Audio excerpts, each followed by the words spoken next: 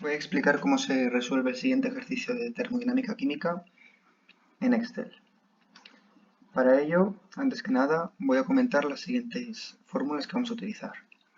Por un lado está la fórmula de Antoine, por otro lado está el cálculo de la composición en moles en vapor a partir de la presión de saturación, de la composición del líquido y de la presión total, el cálculo de las K necesarias para después el cálculo de la fracción de vapor y el cálculo de la composición en líquido a partir de la fracción de vapor. Entonces, una vez explicado eso, vamos a ver qué nos dice el ejercicio. Para diferentes mezclas de hexano y heptano y suponiendo que se comportan como soluciones ideales, calcúlese la presión de saturación y composiciones de vapor en equilibrio con un líquido de x1 igual a 0,5 a 75 grados. Entonces, primero que nada, tenemos que tener los coeficientes del hexano y el heptano. Les hemos colocado aquí y a partir de estos coeficientes podemos calcular las presiones de saturación 1 referente al hexano y 2 referente al heptano. Eso hemos hecho con estos coeficientes y con la temperatura que nos dan, sacamos P1 y P2 y la P total será igual a x1 por P1 más x2 por P2.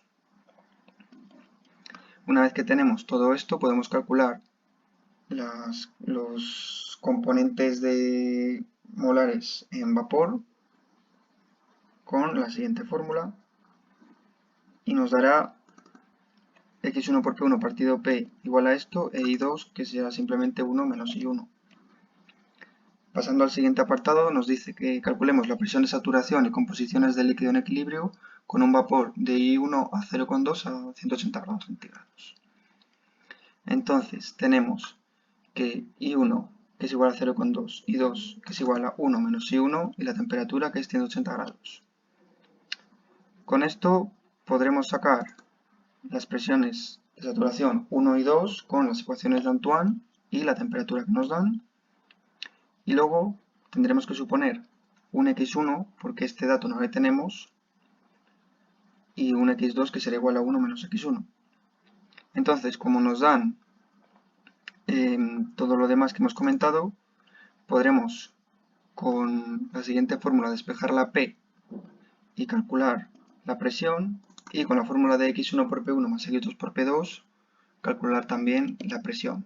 Como es la misma, entonces hacemos la resta para calcular el error y con un solver hacemos que este error sea 0 cambiando x1 que es lo único que no sabíamos.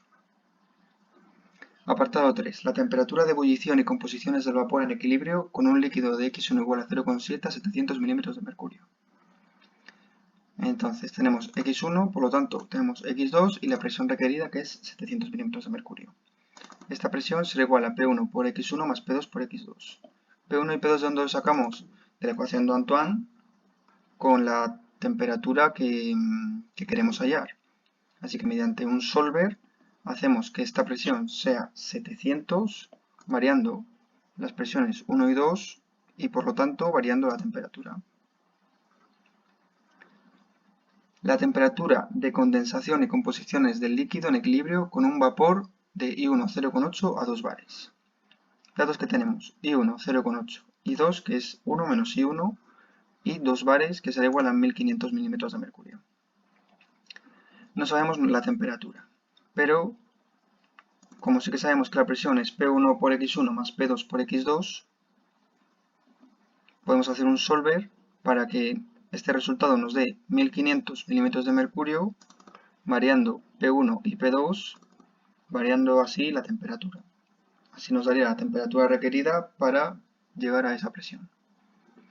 Y por último, el apartado 5 nos dice que las composiciones de vapor y líquido en equilibrio en que se extiende una mezcla de x1 igual a 0,45 a 135 milímetros de mercurio y 35 grados. Y además las proporciones de vapor y líquido formados. Entonces, primero que nada calcularíamos las K con la siguiente fórmula que hemos visto antes. Entonces sabemos que K1 es igual a P1 partido P, la P del denominador será el dato que nos dan 135 milímetros de mercurio Y la P1 la calcularíamos con la ecuación de Antoine y la temperatura que también nos da el enunciado, 35 grados.